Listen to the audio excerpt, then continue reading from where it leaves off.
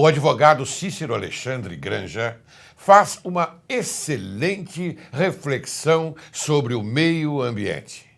Diz ele: o ser humano, visando sempre o desenvolvimento tecnológico e científico, na maioria das vezes, não tem encontrado o ponto de equilíbrio que deve existir entre a exploração dos recursos naturais e uma sobrevivência digna, de forma que não esgote recursos naturais. Há séculos, a civilização humana explora de forma desenfreada os recursos naturais do nosso planeta. E durante muito tempo não houve consciência do desequilíbrio causado. Nos últimos anos, as inúmeras criações de leis foram uma das alternativas apresentadas para alcançar o objetivo princípio de preservação ambiental, aliado também às várias campanhas educativas.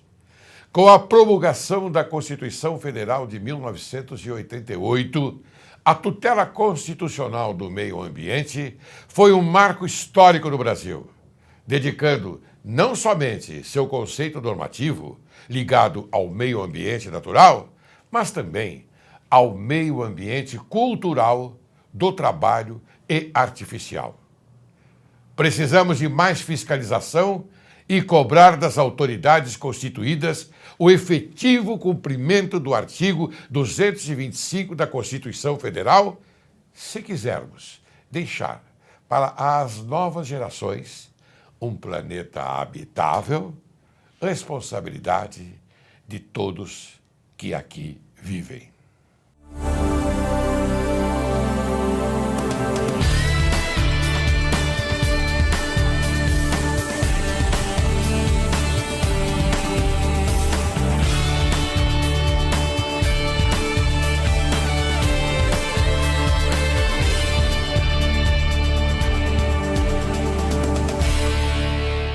Hoje, Direito e Justiça em Foco conversa com o biólogo Diego Sanches, biólogo formado pela Pontifícia Universidade Católica, PUC de São Paulo, especialista em educação ambiental, proprietário da empresa SOS Ambiental.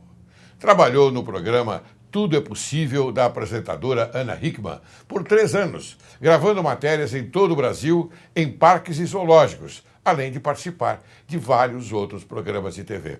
Como vai, Diego? Tudo bem? Muito bem, é um prazer estar participando do programa. Desembargador, fico muito contente. Espero poder responder as perguntas e contribuir para a educação. Não, quem está contente sou eu, e quem está contente também é o programa Direito e Justiça em Foco, que vai informar ao telespectador aquilo que, afinal de contas, é importante para o país também. Porque a educação ambiental, ela é um tema, na minha visão, altamente relevante. E eu já tenho uma pergunta logo a fazer a você, depois que eu falar sobre a Constituição, é óbvio. O artigo 225 da Constituição Federal diz que todos têm direito ao meio ambiente ecologicamente equilibrado, bem de uso comum do povo e essencial à sadia qualidade de vida, impondo-se ao poder público e à coletividade o dever de defendê-lo e preservá-lo para as presentes e futuras gerações. Bem, eu tenho uma pergunta a fazer a você, que é, naturalmente, o cartão de visita da sua apresentação.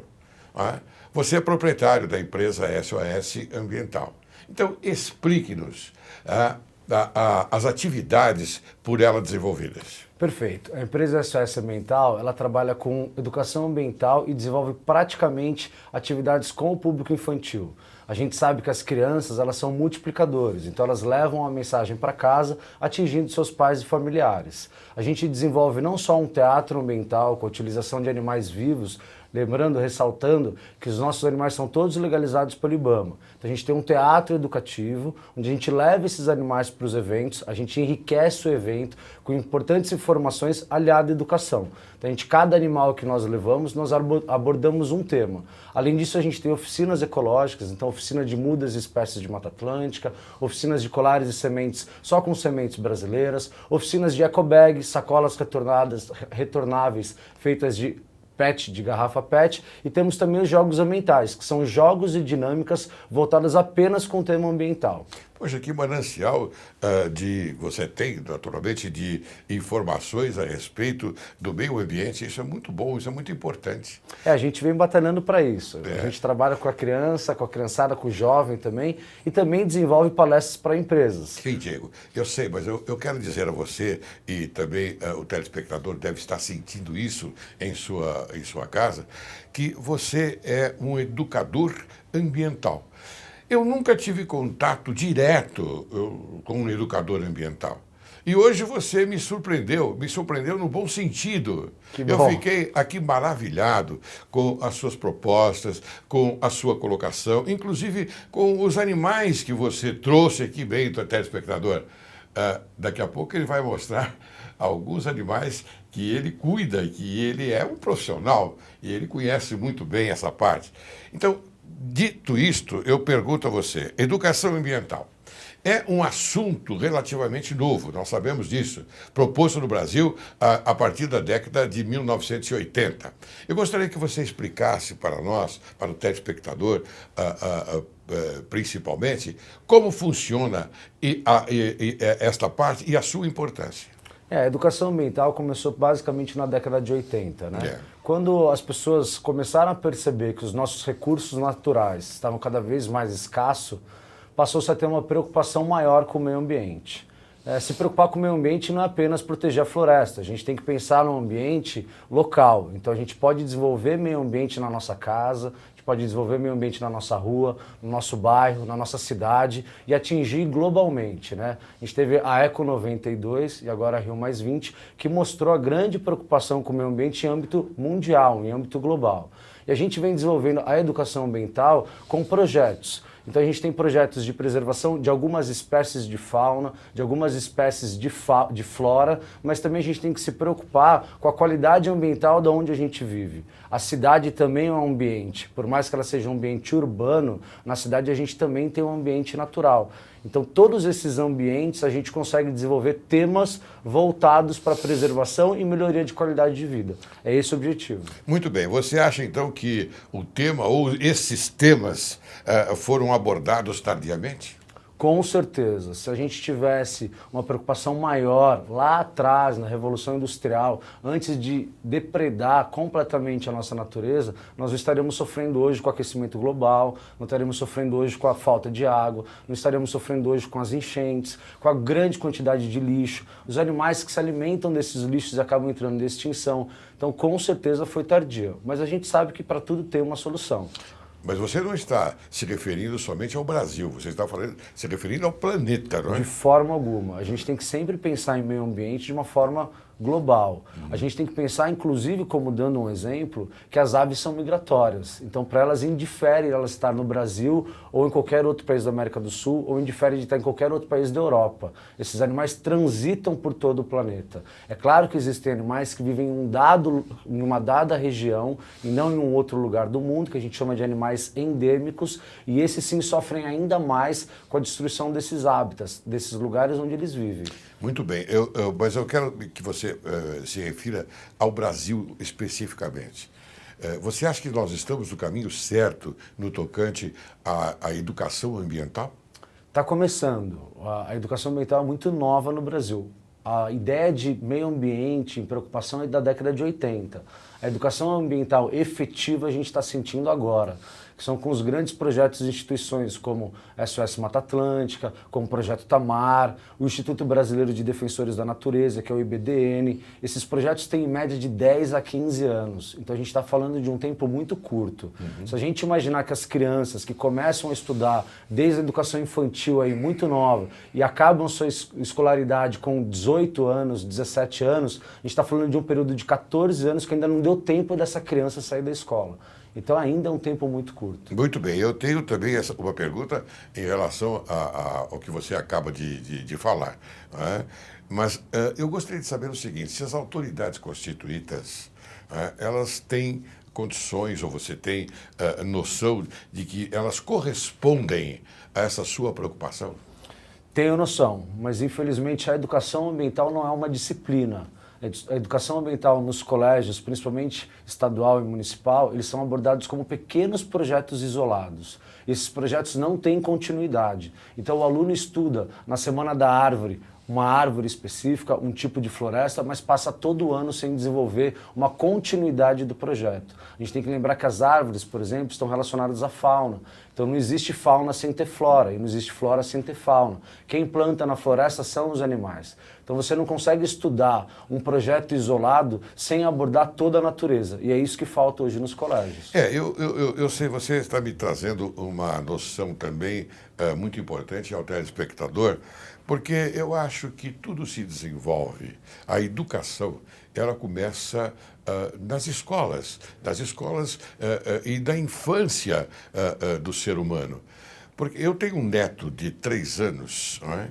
E ele fala: olha, você não queira saber, a comunicação dele é excelente. Isso é próprio desta geração. Então, às vezes, ele fala a respeito de... Engraçado, você tocou em árvores, não é? E ele fala da planta, não é?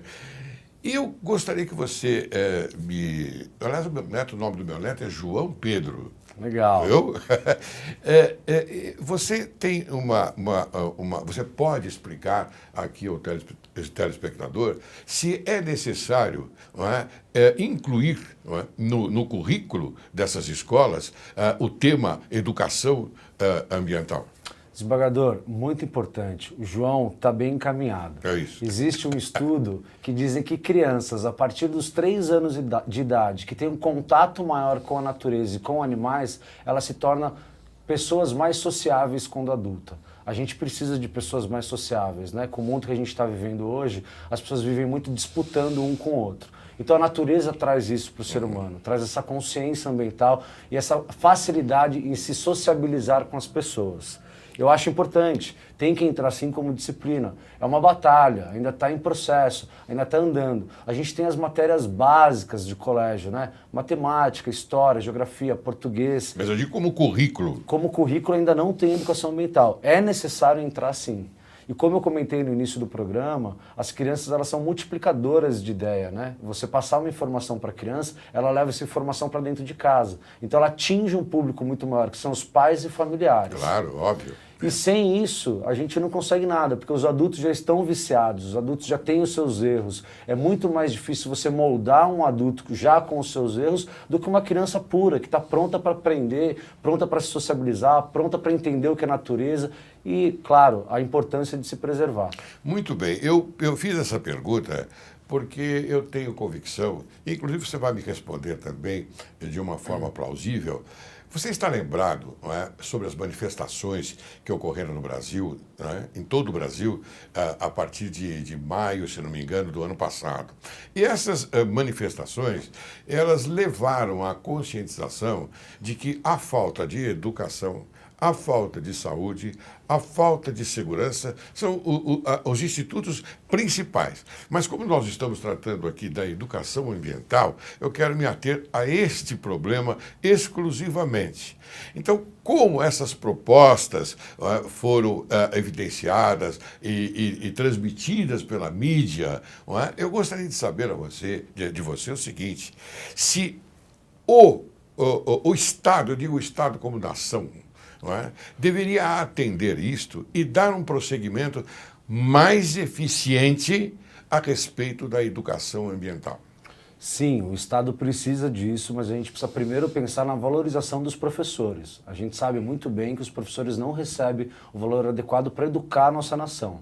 Fora isso, os professores que desenvolvem educação infantil ou fundamental, projetos voltados para a educação ambiental, não são formados na área ambiental, são professores de outras áreas que pincelam, que tentam, que testam o assunto. A gente precisa de coordenadores biólogos formados para desenvolver um projeto maior dentro desses colégios para que tenha uma continuidade. O que acontece é que esses projetos, como eu comentei, eles são muito isolados e não acaba atingindo realmente o papel importantíssimo na educação ambiental, que é a preservação, que é a consciência ambiental, e isso começa em casa. Não adianta o professor ensinar o aluno dentro da sala de aula que precisa proteger uma espécie em extinção, mas a professora utilizar cartolina, utilizar isopor, utilizar papel crepom dentro da sua sala de aula e não se utilizar de materiais reutilizados. A gente tem que ter essa consciência. Não se pode pedir materiais como, por exemplo, isopor, que não tem destino nenhum na natureza Sim. e que não se recicla, e a professora fazer uma maquete de isopor em sala de aula. Então é um contrassenso. A gente tem que pensar em educação ambiental, primeiramente evitando o desperdício de recursos naturais. Muito bem, olha, eu estou adorando as colocações que você coloca aqui para o telespectador, porque isto essas informações não complementam o nosso dia a dia, porque nós estamos preocupados com outras coisas. Nós estamos preocupados pela sobrevivência. E esta sobrevivência, ela atrapalha essa manifestação de vontade, essa manifestação de pensamento sobre esse assunto que você coloca. Então, a educação ambiental, ela é essencial, segundo aquilo que você acaba de informar. Sem dúvida nenhuma, desembargador, também estou muito contente de poder abordar esse tema. É um tema que a gente vem batalhando aí em escolas particulares, estaduais, municipais, em grandes eventos também. A gente trabalha com o pessoal da Editora Abril, do Planeta Sustentável, desenvolvendo os projetos de educação ambiental deles. Além de trabalhar com várias ONGs e instituições, existem vários tipos de abordar a educação ambiental. Não só em sala de aula, mas também como uma empresa que eu trabalho, aqui no Turismo, que a gente leva os alunos para estudar em ambiente natural. Então, não só o trabalho é feito dentro de sala de aula, mas também em loco. Então, você vai estudar Mata Atlântica. Natureza, né? Você leva o aluno na Mata Atlântica. Vai falar de Pantanal, leva o aluno para o Pantanal. Vai falar de praças urbanas, leva o aluno próximo do seu colégio, numa praça urbana, para entender a importância dessas regiões florestadas dentro da cidade. É legal até abordado, desembargador, que a floresta é muito importante para a cidade. O Parque do Ibirapuera, na nossa cidade de São Paulo, ele diminui em 2 a 3 graus a temperatura do resto da cidade. Nossa. Por conta das florestas. Elas são, na verdade, os nossos climatizadores, o ar-condicionado natural, além de manter uma biodiversidade da fauna da nossa cidade, né? Os animais ali vivem e dali se aproveitam não só como um local para sobreviver, mas também como pouso e alimentação. Sobre isso, eu queria apresentar uma reflexão que é aquela do parágrafo 4º do artigo 225 da Constituição Federal, que diz: a floresta amazônica brasileira, a Mata Atlântica, a Serra do Mar, o Pantanal Mato-Grossense e a Zona Costeira são patrimônio nacional e sua utilização far-se-á na forma da lei, dentro de condições que assegurem a preservação do meio ambiente, inclusive quanto ao uso dos recursos naturais. É isso que você acaba de explicar. Mas existe a lei está aí. O parágrafo 4º do artigo 225 fala exatamente aquilo que você vem mencionando desde o início da nossa agradabilíssima conversa. Isso, a gente tem que lembrar também que está faltando alguns ambientes, né? A Caatinga hoje é considerada um dos ambientes mais frágeis e explorados, e o Cerrado a gente está perdendo ele basicamente para cana-de-açúcar e soja. A lei protege, mas a gente sabe que a fiscalização é muito falha. Nosso território é muito grande, falta mão de obra. Então, eu queria continuar diante daquela reflexão e fazer uma pergunta a você especificamente. Se há uma fiscalização efetiva desses locais a fim de assegurar a sua preservação? Não, no meu ver, não há uma fiscalização efetiva. Existem sim algumas fiscalizações que são efetivas, porém nem todo o território brasileiro está ocupado por essas fiscalizações efetivas. A gente sabe que pelo espaço geográfico do Brasil ser extremamente amplo, dificulta a fiscalização por falta de mão de obra e boa vontade política. E você acha que há, então, espaços territoriais e seus componentes a serem especialmente protegidos? Sim, alguns que estão extremamente frágeis, como manguezais. Eu vou falar um pouco mais de Mata Atlântica, por ser a região onde nós nos encontramos, a cidade de São Paulo, ela está inserida numa Mata Atlântica. E hoje a gente vê as áreas de manguezais e as áreas de restinga, que são aquelas planícies litorâneas, floresta baixa, que tem logo após a praia, chegando próximo à Serra do Mar, são áreas que ainda não estão protegidas. A gente está perdendo essas áreas para grandes construções de condomínios particulares, cidades e rodovias. Essas regiões precisam ser preservadas. Então, você fala de condomínios e construção de prédios, edifícios, não é? Então, eu noto que há uma preocupação mais a respeito do fator econômico crescente do que o fator educacional crescente. Sem dúvida. Ou eu estou enganado? Não, o senhor está certo. Sem dúvida, a exploração do ambiente ocorre para crescer a nação. Porém, a gente tem que aprender com a educação ambiental que esse crescimento é possível integrado em harmonia com a natureza. É óbvio, é claro. Esses espaços, então, têm que ser preenchidos de acordo, sempre respeitando o meio ambiente. Isso, as reservas legais, as áreas de APP, que é a área de preservação permanente, os topos de morro, as matas ciliares, as áreas de restinga, as áreas de manguezais. Precisa respeitar essas regiões que são mais frágeis, para que toda a floresta não entre em desequilíbrio. Há que se preocupar com as espécies em extinção, não é verdade? Sim, sem dúvida. E hoje eu trouxe uma surpresa para você que está aí. Surpresa? Isso. Posso pegar? Então mostre, porque eu vou chamar no intervalo. Beleza, vamos lá. Tá aqui. Nossa! Esse é um jacaré do papo amarelo. Não, pera um pouquinho. Você vai falar somente após o intervalo, tá bem? Combinado. Você aguarde que logo, logo retornaremos.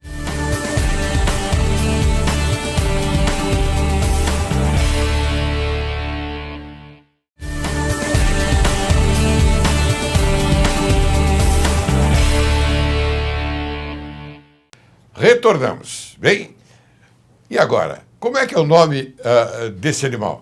Bom, nós estávamos falando em extinção, né? Esse é o jacaré do papo amarelo.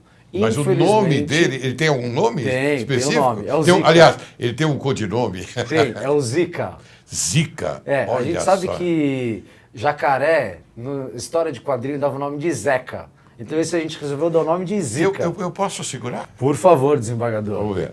Com o maior prazer. Segura isso. O corpo, sim, aqui, né? A base da cauda. Mas como é gelado, hein? Ele é gelado. Os répteis não conseguem controlar a temperatura do corpo, né? Eles Zika, dependem do sol para se esquentar. Como hoje está um dia relativamente um pouco frio e ele veio num pote, a gente traz com água para poder manter uma temperatura, sim. ele está um pouquinho fresco, um pouquinho gelado. Então a minha observação é pertinente. Tá bom. Então, por favor, desenvolva então. Vamos lá. A sua... Bom, esse jacaré, que é o jacaré do papo amarelo, ele hoje, infelizmente, é considerado dos grupos dos jacarés que a gente tem no Brasil, o que está em maior risco de extinção. Nós acabamos de falar, né, desembargador, a respeito da área de restinga e de manguezal. Claro. O jacaré do papo amarelo é de uma região de Mata Atlântica, da região de Restinga. Ele se alimenta de peixes de lagoas de água salobra, que são águas que misturam água do mar com água do rio, onde tem grande quantidade de peixes vindos do rio e peixes vindo do mar. Essas lagoas foram todas aterradas para as construções de condomínios e cidades e estradas. Por conta disso, pela falta do hábitat natural, esse jacaré se encontra em risco de extinção. Meu Deus. É um animal que pode chegar até uns 3,5 metros. É isso que eu ia fazer a pergunta. Ele atualmente tem quantos anos? Ele está com uns 4, 5 anos, mas ele tem uma curiosidade, desembargador. Esse jacaré, ele foi adquirido de um criadouro comercial legalizado pelo IBAMA. Esse criadouro, ele vende a carne e o couro. 80% da produção é exportada. Por esse motivo dele ser um jacaré anão, ele não teria vida, ele seria abatido. Pois o criadouro precisa de um jacaré que dê carne e couro. Então nós conseguimos comprá-lo, adquiri-lo para projeto de educação ambiental. Que pecado. A gente salvou a vida dele aí e tem salvado os locais onde ele vive, passando essa informação sobre preservação. Sim, porque ele é um componente da natureza. Sem dúvida nenhuma. E legal lembrar, doutor, que o jacaré do papo amarelo, ele come também caramujo, que provoca a doença da esquistossomose. Então, além de ele servir como base de controlador de pragas e doenças, ele ainda serve para o embelezamento natural de qualquer lagoa, né? Bem, eu gostaria agora que você comentasse sobre a garantia da recuperação da fauna em extinção. Então, quais as medidas que têm sido ou podem ser tomadas pelas autoridades constituídas? Além das leis que impedem aí o tráfico de animais silvestres, a gente sabe que o tráfico de animal silvestre ele é o terceiro maior tráfico do mundo, perde só para droga e arma. E se a gente imaginar que a pirataria movimenta milhões, bilhões, o senhor imagina quanto que produz aí o tráfico, gera de riqueza para essa parte tão negativa que é a destruição das nossas florestas de fauna. Sim. Existem várias instituições e ONGs que trabalham em parceria com essas leis e com o governo do estado, muitos projetos voltados para a recuperação de alguns tipos de floresta ou de alguns tipos de animais. Você tem outro animal para mostrar aqui para o telespectador? Eu tenho um outro animal que ele é de Mata Atlântica, e só lembrando para quem está em casa, a Mata Atlântica, que vai do Rio Grande do Norte ao Rio Grande do Sul, a Mata Atlântica banha o Oceano Atlântico todo, ela tinha 100% da sua área original, foi reduzida a exatamente 7%. Então, você imaginar uma mão cheia, já cortaram isso, e a ponta do meu dedo. Isso é o que sobrou de Mata Atlântica. Meu Deus. Então, se a gente imaginar que esses projetos hoje, que vêm trabalhando com recuperação e recomposição da Mata Atlântica, principalmente no estado de São Paulo, a gente teve uma recuperação de 2008 para 2013 de 8% para 11%, graças a esses projetos. O telespectador, enfim, a sociedade, ela não tem conhecimento dessas peculiaridades. Não, e eu trouxe um bicho para falar de Mata Por favor. Atlântica. Esse bicho, ele vive no alto da floresta, a gente chama de animal arborícola, vive em árvores. E é o campeão em tamanho dos lagartos no Brasil. Esse é um lagarto. Esse é um lagarto iguana. Ele pode chegar a 1,80 m de comprimento, é um animal herbívoro, então ele vai se alimentar de folha, flor e fruta e vive no topo das árvores. A cor dele é própria, então ela coincide com a Mata Atlântica, vamos dizer assim. E legal a sua pergunta, doutor, porque na verdade a iguana ele consegue trocar de tons de verde. Não diga. Nós não temos camaleões, aqueles que trocam de vermelho para amarelo, de amarelo para azul, de azul para preto. O nosso troca de tom de verde. Então, se ele está com calor, fica verde claro. Se ele está com frio e precisa se esquentar, ele fica verde escuro. Agora, que cor ele está? Agora ele está um verde nem tão claro, nem tão escuro. É claro que a luz vai começar a interferir um pouco e ele vai começar a mudar, mas é um tom muito sutil, demora pra gente perceber, ele teria que ficar exposto. Mas ele está com calor, está com frio? Não, agora ele está mediano, não está nem com frio nem com calor. Muito a bem. temperatura dele continua um pouco gelada, mas não está tão frio. E o codinome dele, o nome, qual é? Essa é a Aninha, uma fêmea. Aninha. Oh, Aninha. Lembrando que pode chegar a 1,80 m e mais, uma curiosidade. Os machos, em época de acasalamento, eles ficam com a metade do corpo laranja e a outra metade verde. E para você diferenciar o macho, desembargador, é uma curiosidade bacana. O macho tem um papo maior. Então, nessa espécie, o macho mais papudo é o que consegue a melhor fêmea. Muito Parece bem. um pouco com a gente, né? Parece um pouco com a gente. Aquele que desenvolve o melhor papo, Consegue ele consegue a maior fêmea. a maior e a melhor. Isso, a maior fêmea garante maior número de ovos, então maior número de descendentes. Quer dizer que a natureza é sábia, né? Sabe, e tem uma curiosidade, outra que eu não posso deixar de passar. O rabo da iguana é o seu principal órgão de defesa. Então, quando ela se sente ameaçada, ela dá uma chicotada. Só que tem uma coisa muito bacana. A iguana é da família dos lagartos, assim como as lagartixas. A lagartixa é um lagarto que sobe em parede, em tronco, em árvore. A lagartixa, quando está em perigo, o que ela faz, doutor? O senhor lembra? Ela quebra o rabo. Então a iguana faz a mesma coisa. Quando ela está em perigo, o rabo ela quebra ao meio, o rabo fica pulando no chão, o predador olha o rabo, olha a iguana. Olha o rabo, olha a iguana. Come o rabo. É esse o tempo que ela tem para fugir e depois nasce um novo rabo. Não diga. Curioso. Então é um instrumento de defesa. Instrumento de defesa, exatamente. Incrível, né? Muito bem. Eu vou passar agora para uma outra pergunta.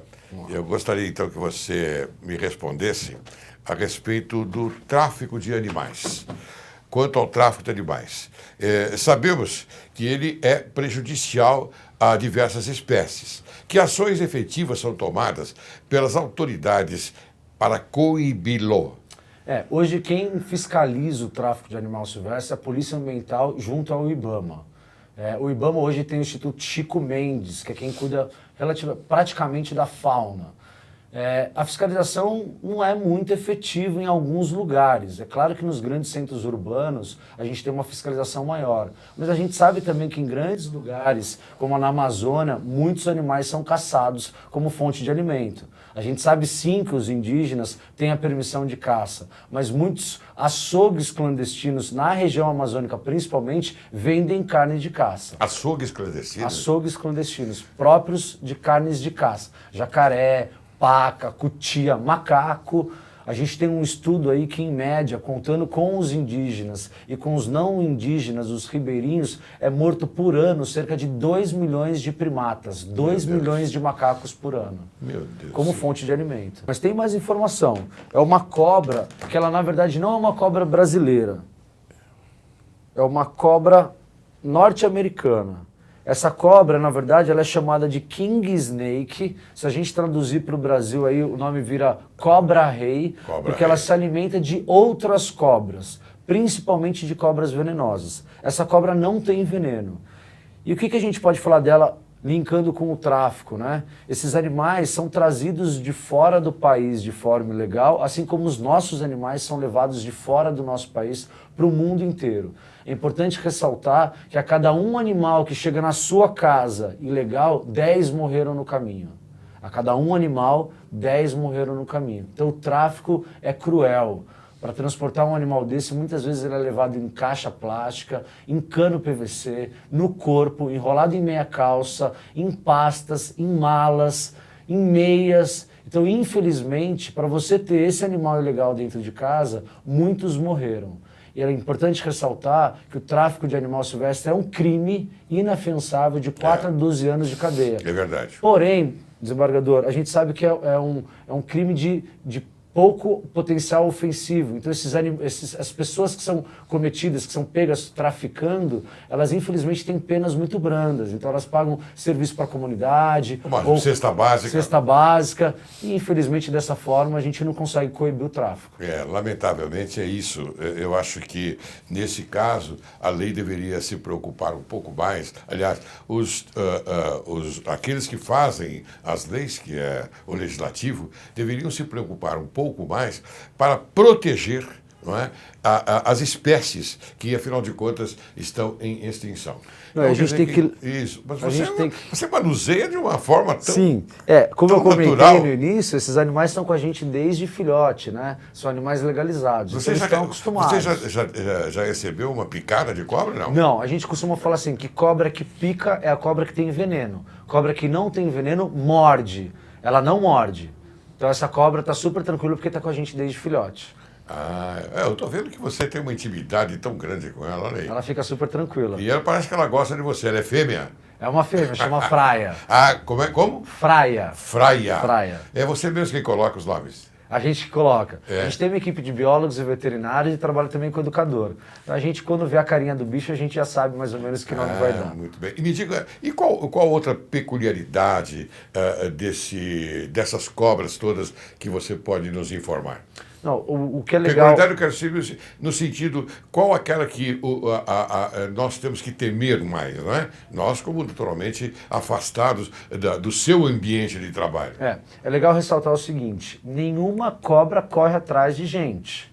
As cobras só estão invadindo o nosso território, nosso espaço urbano ou rural, por conta do desmatamento e da destruição do ambiente onde elas vivem, porque não tem mais alimento, não tem mais sua caça.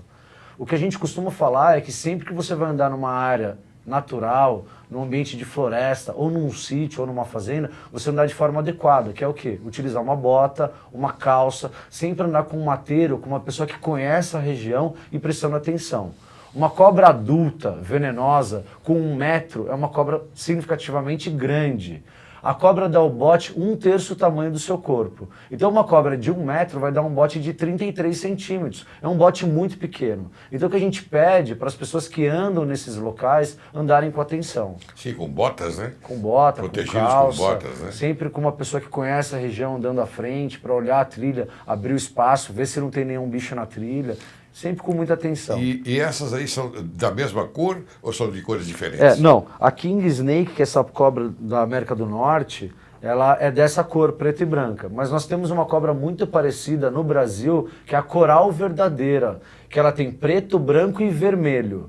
É um veneno extremamente tricolor. forte. É uma tricolor. E o veneno é extremamente forte, Ah, potente, causa morte. A gente tem alguns tipos de veneno. O veneno que mexe com o sistema nervoso, então a pessoa urina sangue, dá hemorragia, ela defeca e sai sangue pelo ouvido, pelo olho, que mexe com o sistema nervoso. E a gente tem as cobras com um veneno que a gente chama de proteolítico, aquele veneno que dissolve, que apodrece a carne. Você já presenciou um fato como esse? Não, não, graças a Deus não. Graças a Deus a gente nunca teve esse problema, mas infelizmente existe ocorrência em áreas rurais e a gente tem o Instituto Butantan, que é prova de que existem, infelizmente, essas ocorrências de pessoas que são picadas por cobra. Muito bem. Agora eu vou fazer uma outra pergunta, porque eu acho que nós temos que prosseguir, se você quiser. Vou guardar ela. O senhor quer passar a mão? Quero sim, por que não? É uma nova experiência para mim. Isso. Nossa, que eu vou colocar ela aqui no seu braço, para você segurar Mas ela sozinho. está querendo fugir das minhas mãos. Não, na verdade, é que a gente já tem um manejo melhor e ela fica mais confortável. Nossa, mas ela vai passear um pouquinho. Ah, que maravilha, olha aí. Que coisa. Ela gostou do meu iPad. A sensação é boa, né? A gente tem a impressão de que ela é melequenta, gosmenta, mas é super seca. A sensação é estranha e deliciosa. Eu coloco estranha e deliciosa porque a partir do momento que você toca, não é? No corpo, porque isso aqui é o corpo da cobra, você percebe que ela não tem reação e é uma satisfação muito grande para a gente. É diferente. Eu estou sentindo o pulsar dela. O coração dela onde fica? O coração, na verdade, são duas partes, né? Ele tem uma parte. Mas eu estou sentindo pulsar aqui. Ele tem. É porque os vasos sanguíneos passam por todo o corpo. Uhum. É uma estrutura menor de um lado e um filamento bem maior que é o outro lado onde está o coração. Muito bem. Eu estou adorando a sua presença aqui no programa Direito e Justiça em Foco. Mas estou adorando mesmo. Então eu gostaria de fazer uma pergunta a você que naturalmente ainda se refere à extinção. Qual o animal mais afetado pelo tráfico?